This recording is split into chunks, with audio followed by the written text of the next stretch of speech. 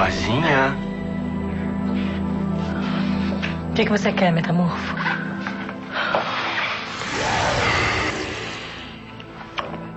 Tchau. Gor.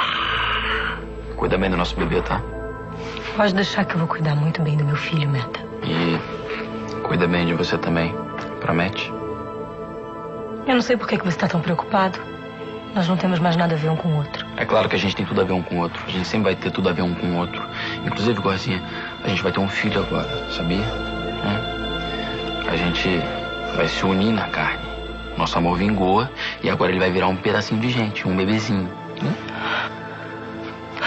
Enfim, tô falando sério. É melhor você ficar nessa casa aqui. Não sai daqui, é mais seguro, tá bom? Eu tô com um pressentimento estranho sobre esse assalto. Eu acho que a Ju não tá certa. Vai acontecer alguma coisa muito ruim. Então por que você não fica também? Não posso voltar atrás, Gor. Eu tenho que ir até o fim agora. Você sabe. Eu não sou frouxo. E além do mais, eu quero guardar uma graninha que sobrar pro nosso filho.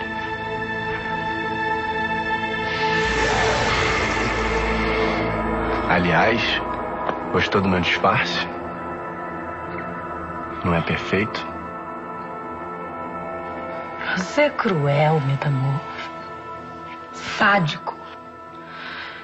Desisti de você. E eu não sei nem se eu quero que você tenha algum contato com o nosso filho. Eu vejo a hora da gente morar logo em casas separadas.